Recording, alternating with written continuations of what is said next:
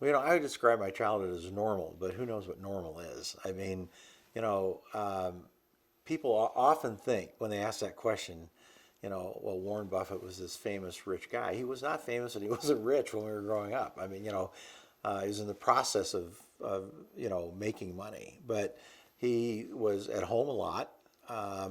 We had dinners together. We had Christmases together. We did what I would think would be a very normal. We had what I would think would be a very normal upbringing.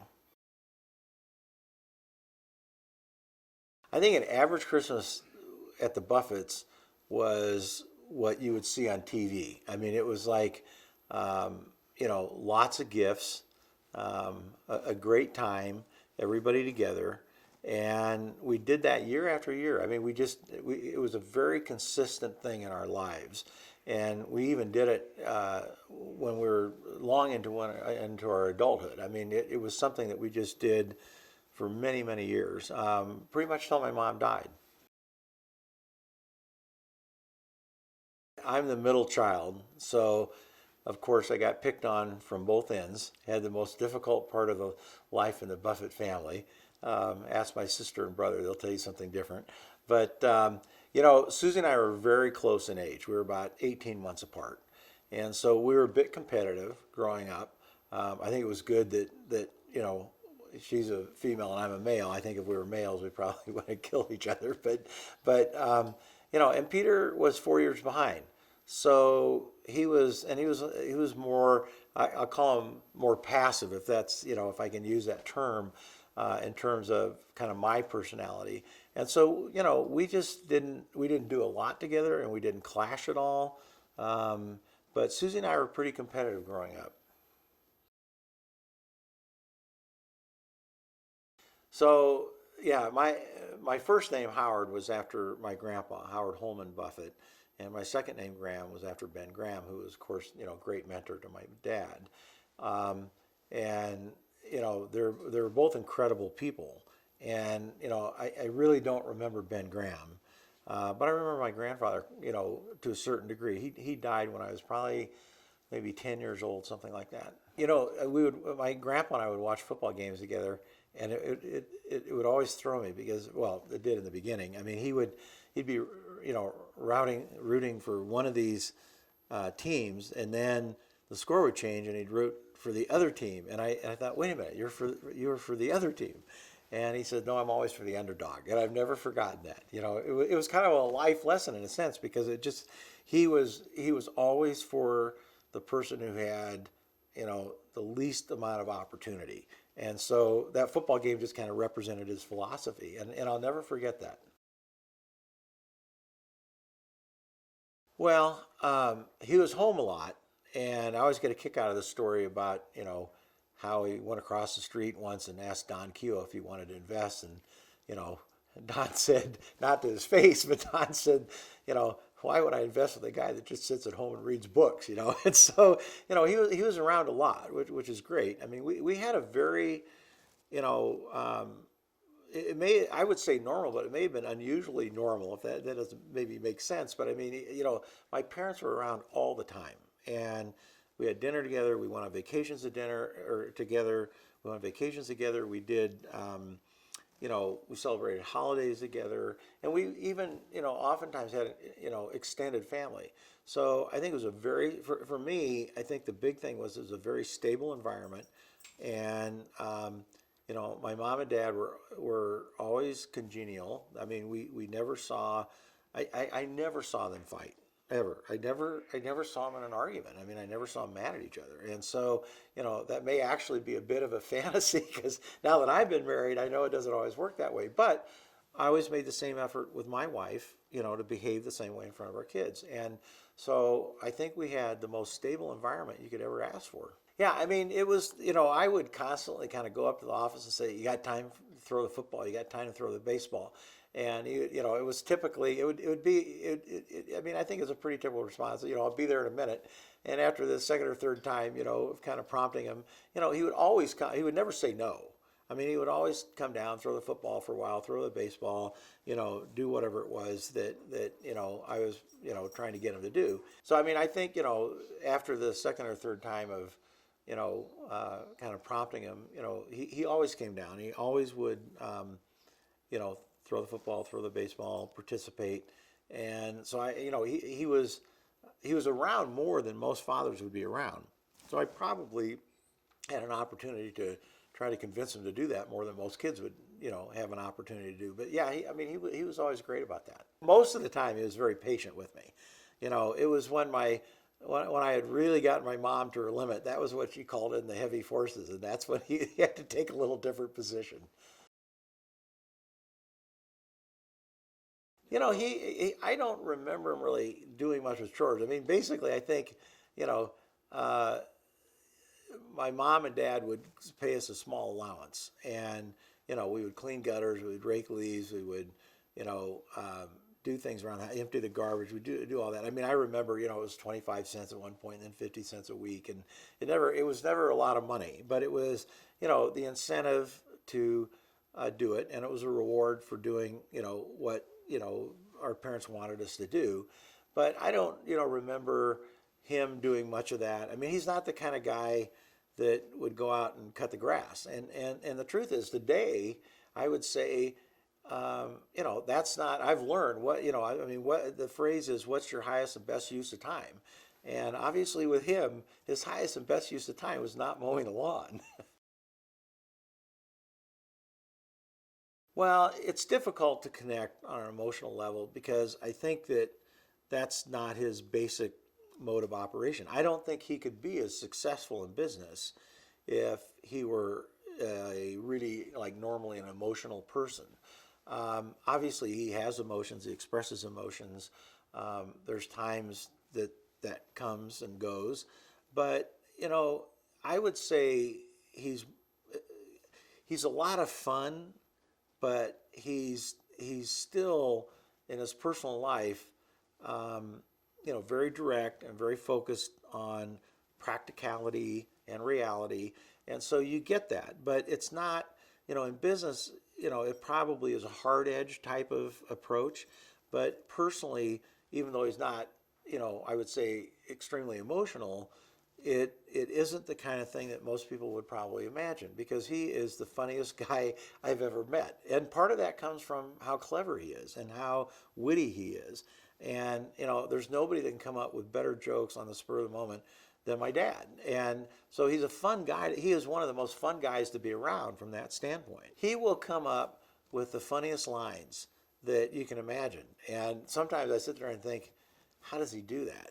But it's that's him. I mean that and so that's the part of I think the very clever business part that carries through to his personal life is he's got obviously a tremendous IQ, and it's an IQ that can be applied to produce results. I mean, not everybody with high IQs produce results, so I just think it's kind of a natural extension of how he actually is.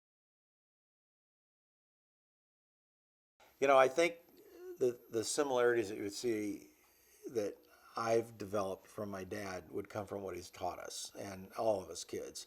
And I remember certain things. I mean, I was driving down Dodge Street when I was like 11 or 12 years old with him, and I still remember he said, "Just remember, it takes 30 years to build a reputation and 5 minutes to ruin it." And he was always giving us these little bits of philosophy, and they're great. And I think they build they they build out a character. They build out what your sensitivities are, what your priorities are. And so I think the kind of person he is, I think all three of us kids have parts of that in us. And he always tried to stress integrity, and at the same time being pretty flexible, knowing that all young kids, good kids make mistakes. So just because you make a mistake doesn't mean you're a bad person. But I think he would always try. I got in trouble probably way more than my brother and sister, and I think he would always try to take that and use it as a lesson to try to teach me, why I didn't want to do what I was doing, or why I got in trouble. What could I learn from that? So I think all of us would have a lot of the traits that he possesses in terms of how he feels about humanity and how he feels about treating other people and being fair and being honest. I think those are all things that he would have pretty much, to him was important to make sure that we understood those things. Well, my mom was like the biggest part of my life growing up. I mean, even though I got disciplined on a regular basis and she was usually the one doing it, she was still my best friend. And, she was somebody who I could go to with almost any problem or any issue, any situation. Even if I knew I was probably going to get in trouble, I knew she would handle it in a way that I could confide in her or ask for help. So she was, I think she was very unusual. I mean, everybody might say that about their mom. I don't know. But, I think she was very unusual because she was somebody who, could be the discipliner and the best friend at the same time. And I think that's a very hard thing to do. My mom was this kind of like, always radiating joy and always radiating friendship. And so people would be very attracted to her. And she was somebody who was really easy to be around, somebody who would help anybody. I mean, whether she knew them or didn't know them or maybe even didn't agree with them, she would still help them. And so I think she was a very unusual person that way. She was a bit of a free spirit, but she, wasn't way out there. She was somebody who I think that's what made, I think being a free spirit is what made her be so open and so giving and so willing to accept, really almost anything and anybody. And I don't think that's normal. And I think she did that to a much greater degree than most people could do or would do. Well, I think my mom probably instilled very deeply, and I think it's probably for all three of us, but an obligation to help other people, an obligation to respond to people who are in need. My mom was always helping people. I mean, that her whole life was about helping other people, and so I think that there wasn't any way we could be around her without absorbing that and having it become like part of our DNA. I mean, I just think, we're very, all three of us are very responsive people to situations where others don't have what they should have or have what they need to have. And then I think, with her and my dad setting up the foundation, it just gave us the financial ability to respond to a lot of that. And that's what we spent a good part of our lives doing in the last, 10 years or more. I would say that she was not frustrated at all that my dad was not giving away a large amount of money because he has a very logical, rationale for that. I mean, I remember when Ted Turner criticized him, for not giving away more money. And I thought, well, that may be your opinion, but it's a very narrow opinion because my dad is taking money and making more money. And the more money he has, the more money he can make. And so, his ability to make money and generate returns as a result of not giving it away too early actually means there'll be a much greater benefit later on. And that's a very rational argument. And I think my dad's right about that. And so I think she understood that. And I think, from time to time, she might have been a little frustrated, trying to get him to loosen up here and there. But I think overall, it was not some great frustration that he wasn't generous. He's very generous in his own way, but he does that based on, his analytical analysis of, how he sees things and how he views things. And it's very hard to argue with most of how he analyzes things. Well, I think it depends on what the circumstances are. I mean, I can remember when we were out in Emerald Bay one time, and I don't remember exactly how old I was, but it was you could actually figure this out because it was when the strike was going on at the paper in Buffalo, New York, and I just sat there fascinated, kind of listening to his side of the conversation, and then he would hang up, and I asked him some questions, and he would explain to me. I mean, at that point in time, what he's seeing is he's seeing a set of circumstances that he knows when he's going to start losing money. He knows how much money he's going to lose, and he knows what his tolerance level is for losing the money for the long-term gain of getting guys back to work. He's got that all calculated out, and he knows what that is. Now, his decision on that may not be the same as somebody else's decision, but his decision is usually the best decision when it comes to something like that. And so, in that case, he's seeing pretty much numbers. I mean, he's seeing, what can I afford? How far can I afford to go before it costs me enough that I can't recover it? And so I would say that's a numbers game. And I think most of what he does is a numbers game, and that's what he focuses on. When you're a kid growing up, you don't always pay attention to everything your mom and dad are doing. But there were some things we couldn't ignore because she would kind of pull us into them, or we would, they were big enough things going on in life that they had some kind of influence. But I remember her being very involved in like the Women's League of Voters. Not getting really into. I don't ever remember getting really into the political part of politics, but I remember getting into the part that encourages people to vote, participate, and be part of the process. And her involvement, that was very much about coming from the angle of civil rights, that all groups were involved, all groups had a fair opportunity to be involved. So I think, we saw that, what she was doing and spending her time on.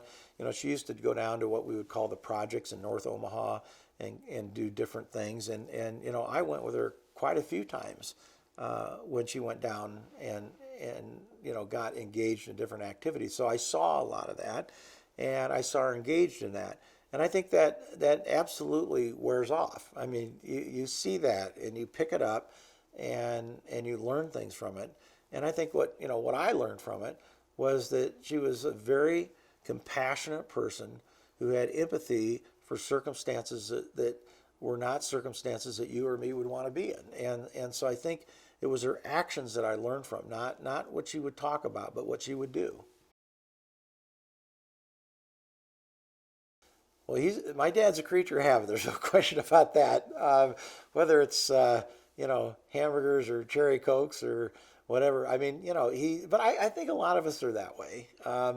But he also has had a very clear philosophy of doing what you're good at and sticking with that. I mean, he used to always tell me, everybody has a circle of competence and stay within it. And then he'd always remind me mine was a little bit small, but I mean, jokingly. But I mean, and there's a lot of truth to that. I mean, that is great advice. People get in trouble when they get outside of their element, when they get outside of their competence level. And so, he's somebody that lives in that circle. And that means you create certain habits. It means you do things a certain way on a pretty normal basis.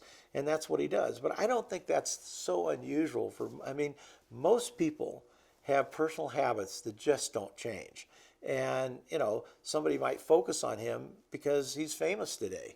And so, they zero in on something. The truth is, that's probably not much different than 95% of the people in this country. I think Omaha is a great place for my dad because he doesn't want to be, in big groups. He doesn't look for attention. I mean, he doesn't avoid it today because it's part of what is kind of goes with what he's done and what he's accomplished. But, he's a loner in a sense. I mean, he is not somebody who's going to follow a group. He's not somebody who cares about being a groupie. He's not somebody who cares about, going to parties or being involved in, the things that a lot of people want to be involved in. So I think Omaha fits well. I mean, he can, people have respected him well in Omaha.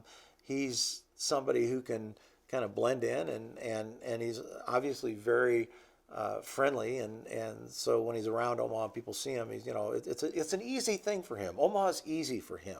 New York would not be easy for him, and so I think Omaha is a perfect place for him, and it was a perfect place for us to grow up as a family. I would say the one thing my dad does that almost nobody else does, and I mean a lot of people write about this, is that he zeroes in on something. He gets to understand it and know it better than probably most people would have the patience to do. And then he sticks with it. I mean, he hasn't made these brilliant investments, all the time. I mean, he does some that are very complicated and very intelligent and very difficult. I'm not, I wouldn't, say that isn't part of what he's done. But, buying, going out and buying branded companies and hanging on to them for 20 or 30 years is something that anybody could do. but most people don't do it because they don't have the patience, and everybody wants to get rich quick. Everybody wants to make a buck today, and so what makes him really different than most people is he's in it for the long haul, and that is him, and so that's a very different trait than a lot of investors have. And it isn't that there aren't other guys out there like Wally Weitz or other people, that have a similar investment philosophy. But he's done it extremely well. And as he's gotten, as he's earned more money, he's placed bigger bets. And he's just stuck with those bets. And that has really paid off for him. He doesn't stick with something when it doesn't make sense anymore. I mean, he's gotten in and out of some investments. But for the most part, he's somebody who is he's a very loyal person, and he's very loyal in his investments. My dad's very competitive, and I think he's also pretty smart about what he decides to compete in or with. He's not going to try to take something on that he probably won't be successful with, but when he's into something, he's extremely competitive. Oh, I think my mom was a huge part of my dad's success. I mean, she was the foundation. She was kind of the rock in terms of, always holding everything together.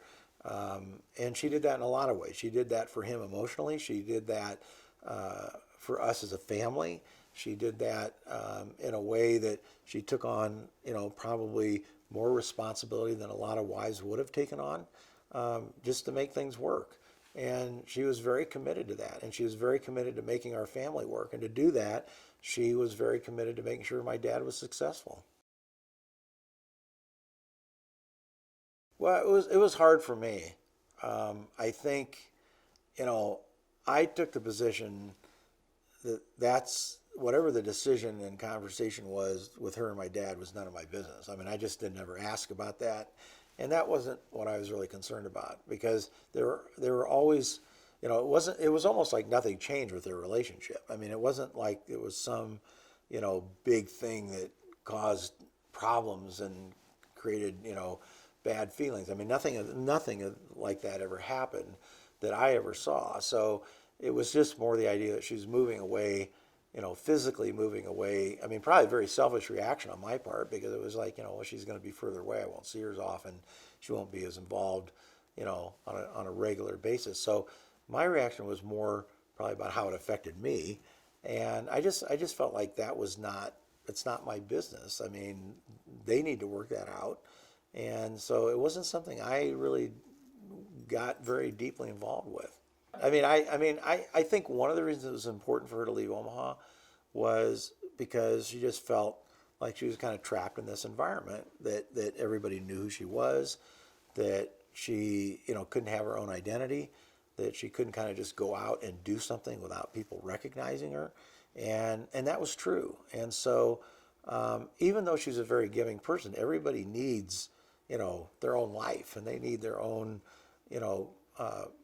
time where they can privately do what they want to do. And she couldn't do that in Omaha, and she really couldn't do that in Omaha. And so I think, she wanted to move somewhere where she had some autonomy, where she could just be herself and not always worry about being pulled into something or being recognized. She was kind of, when my mom moved to San Francisco, obviously we didn't see her as often, and that was why I wasn't, thrilled about her moving. But, if you could take these little snapshots as to when we had Christmas or when we did other things together, you wouldn't have known that anything had changed. I mean, and so I think it's pretty unusual. I don't think that's a normal set of circumstances, but it worked for them and it worked for us. Well, Astrid is, a very self-contained person. I mean, she's not somebody who is looking for attention or wants attention. I think she's one of the few people in the world, to be honest with you, who could be with my dad today, and I think my brother and sister would give the same answer, and none of us think that she's there for any other reason that she's there to support him. I think that's very unusual. I mean, I think very few people would do what she's doing and have it really be what comes naturally for them. And so, but she's a very private person. I never get asked about, you know, how did it work with Astrid and my mom? And if I did, I would just say, you know, who cares? I mean, they made it work, and that's what matters. And so, I felt like it was just not something that involved me or was for me to be involved with. You know, when you have kids, you know, there's things that your kids will ask you to help with, and for the most part, you stay out of their personal life. And I felt like, you know, that's Astrid, my mom, and my dad, however they're working that out, that's their personal life. That's not my business. Well, yeah, I remember because I was on my way to a board meeting in India that I served on, and I remember saying to her that, well, I'll go to the board meeting and I'll be back, and you know, I'll see you when I get back. And she actually broke down, and she rarely cried, and she just started crying. I said, no, you need to stay here, and you need to come out for the operation. And so that's, you know, that's when we all went out, and she had this, you know, amazing, I think it was like 14 hours or something. It was an amazingly long operation. She came through it really well, but, you know, she did not talk a lot about that. I mean, she wasn't looking for sympathy or, you know, I mean, she just would kind of tell us what she thought we needed to know. Other people probably knew much more about it than I did, to be honest with you, because I always felt like, you know, I didn't pry into her business or you know, I don't pry into my dad's business. I mean, you know, they're going to tell me what they want to tell me, and I think that's typically how you should treat people.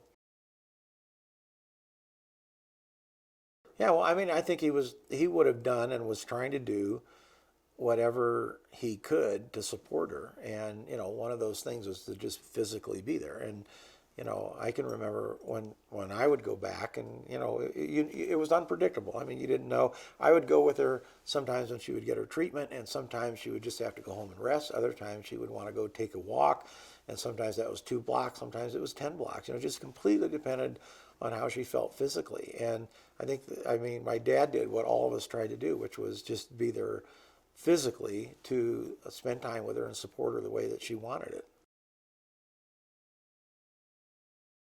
So I just gotten off an airplane and landed in Johannesburg, South Africa, and the guy there, Peter Kinnear, who was to pick me up, uh, I always would call Peter and say, okay, I'm here, I'm getting my bags, I'll be out in 20 minutes or something.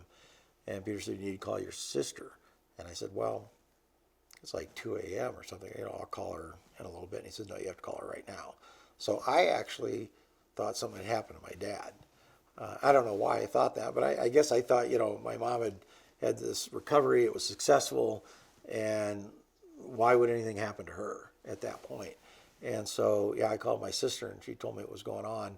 And it was like, okay, how do I get home? And she was like, well, get a private airplane. I said, well, it won't matter because, you know, it's still going to take the same amount of time to get home, and they'll have to get you know, I mean, where's the plane going to come from? And we were all talking about how the logistics of how to get back because at that time she was on her way to the hospital and she hadn't actually died.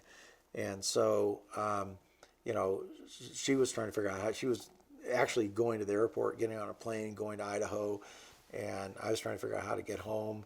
And then, you know, she let me know that she died. So then it was like, okay, I just need to figure out how to get back. And they kind of, you know, Susie just slowed everything down and just made sure that, you know, I could get home. And it was a long trip home.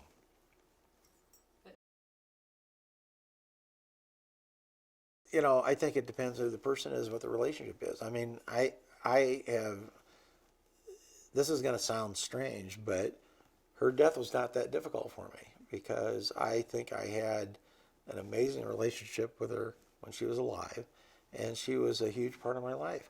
So when she's gone, there's nothing I can do about that.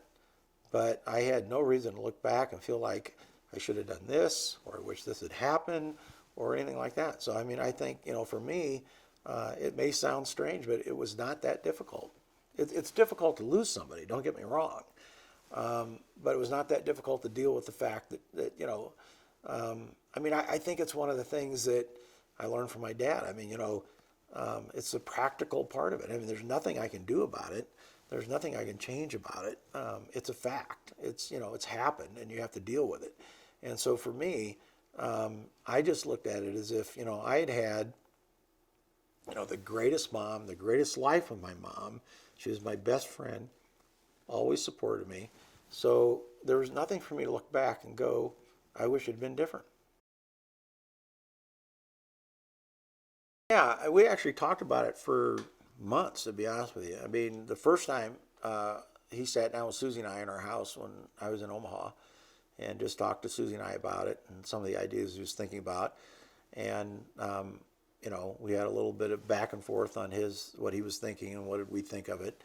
And then as he kind of got geared more up on trying to get something done,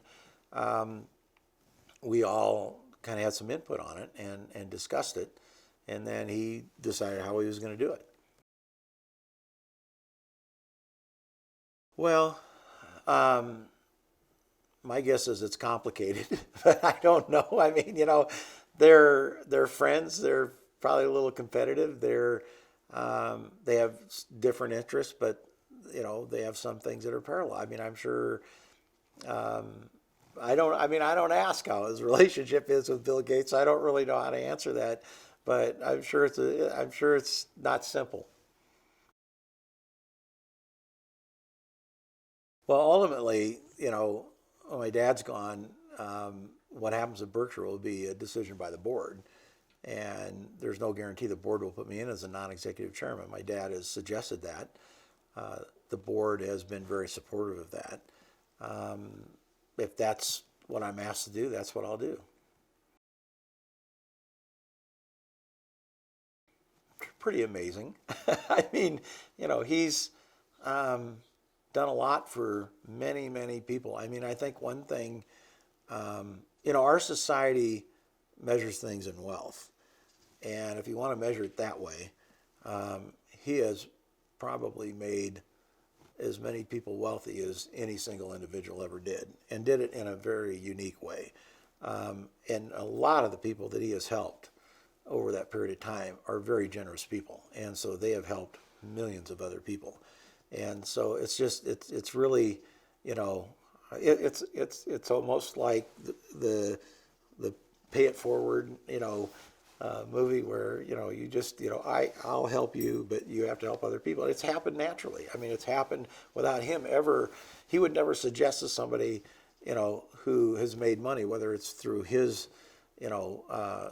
him doing it or some other way of doing it. He would never suggest how you should spend your money. He would be glad to give advice on it. He would be glad to share his experience with it, but he would never say, this is what you really should do. And so I think, in his case, he has given a lot of people the opportunity to use, financial resources to help a lot of other people in the world. And that's something not everybody can say. I think it's hard to say what his legacy is because I think different people will interpret it different ways. I think, he's somebody who will absolutely be remembered for Berkshire Hathaway and what he built, and that's been the most important thing to him in his life. And so I think I think to me, that'll be the overreaching part of his legacy that the majority of people will talk about when he dies, and the majority of people will remember him for. Well, I mean, somebody had to keep my dad on his toes. So I mean, I kept challenging him a little bit. I mean, I was a very challenging kid. My mom played the biggest role in trying to keep everything under control. I am, probably even what I do today is a bit of, what I did when I was a kid, which is just I like challenges. I want to do things differently, and I'll push stuff to the limit, and I'll take risk, and that's just who I am, and that's how I'm made. And so, as a kid, when you don't have good judgment and you don't understand all the consequences, sometimes you do more things than you should do. And I was that kid. I did that, and there was times when I would really push it to the limit, and not illegal things, not things where I was going to end up in jail, that kind of thing. I never came close to that. I wouldn't give up on anything, than I thought I had a chance at getting done or accomplishing. So I think, my mom saying I would survive in any circumstances is probably a fair description. I would give it a good fight. And I think that's part of what drove me when I was young. I mean, I always wanted another challenge.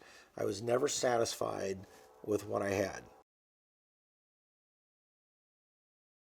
Well, I was pretty preoccupied. I do remember it for one reason because it was the right in the heart of it was when I got a call and I was asked if I wanted to go to work at Archer Daniel Midland at 8 a.m. And so I called him because I called two people. I called Don Keogh, who was president of Coca-Cola at the time, and I called and Don talked to me about it. And then I called him and I got a hold of him and he just said, I can talk tonight as long as you want to talk, but I'm getting ready to go into a congressional hearing, and you know, I, but I'm available tonight as long as you want to talk. So, even under all that pressure, and this is what he was so good at. Under that pressure, he could kind of compartmentalize things, so he could deal with that, and then he could step away from it. And when I talked to him that night, you would not have known that he was involved in something as huge and as critical as what was going on at Solomon. You would never know it. I mean, he's totally focused and relaxed. And we talked for more than an hour, that evening, talking about my decision to go. So, I mean, I think that's the best example I can give to you about how he was then. I mean, he was very, I'm sure inside he was probably tied up in knots and tense and, upset, but he did a pretty good job at not showing it. I can't remember exactly. I know he was getting ready for the testimony because he was in New York and he was with a bunch of lawyers and with the different people, and whether it was the next day or not, I don't know exactly what the timing was because I don't remember that, but I remember him referring to it and saying, "But I can talk to you as long as you want to talk to tonight. Just call me." After 7 or 8, whatever he told me, I don't remember. But I mean that in itself is a pretty amazing characteristic, because a lot of people would break down under that. A lot of people would not handle that pressure as well as he did. But I think that's one of the things that makes him really unique, and I think that's a trait that I've really kind of inherited or learned, or however you do it, from him. I love pressure. I love being under pressure. You put me under pressure and I'll respond better than if I'm not under pressure. And I learned that from him. I watched him do that his entire life. I mean, this is a guy who you just keep throwing stuff at him and he will just keep coming, and he won't slow down, and he won't let it deter him from what he's trying to accomplish. And I watched that and I love that characteristic. I think, it's an amazing characteristic to have, and I don't know whether that's a learned characteristic or if that's part of your DNA or what it is, but it's something that I think he helped me learn how to do, and I love it. And my wife will tell you that I'm that way, and I think he's very much that way. Well, it's got this amazingly unique name, the Howard G. Buffett Foundation, which actually it came from when my parents set it up. They set it up under our names, and Susie's changed hers, and which is an interesting story because she stole the name from me. And then Peter changed his. I've just never changed mine. But we have evolved over time.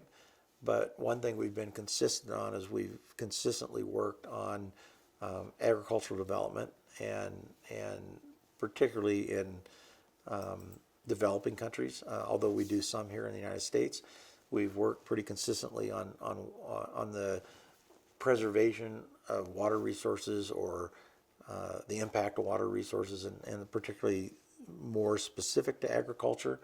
And then we've really, the last 5 or 6, 7 years, we've worked a lot on conflict mitigation. Well, I think my farming is kind of a funny thing because my it's not something that you would think I would ever do. It's not something I would have thought I would ever done growing up. And my mom used to say that I didn't have enough Tonka toys when I was little, and I think that actually may be true. So, I love big equipment. Again, farming is a huge challenge. I love challenges.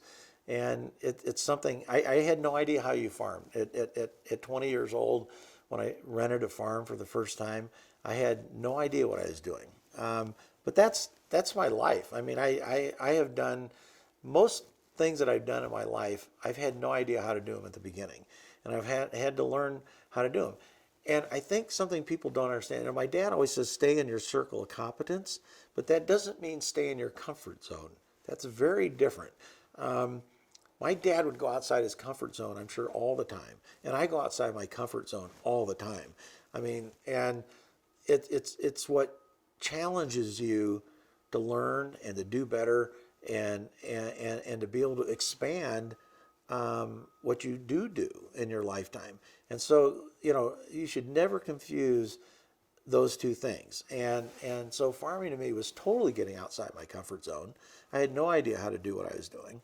But I learned it. And today it's a huge part of what I do in my lifetime, or in my life, and it's a huge part of what our foundation does. And I think it's a great lesson. And obviously I would never have done it without those kinds of things, without the encouragement from both my mom and dad.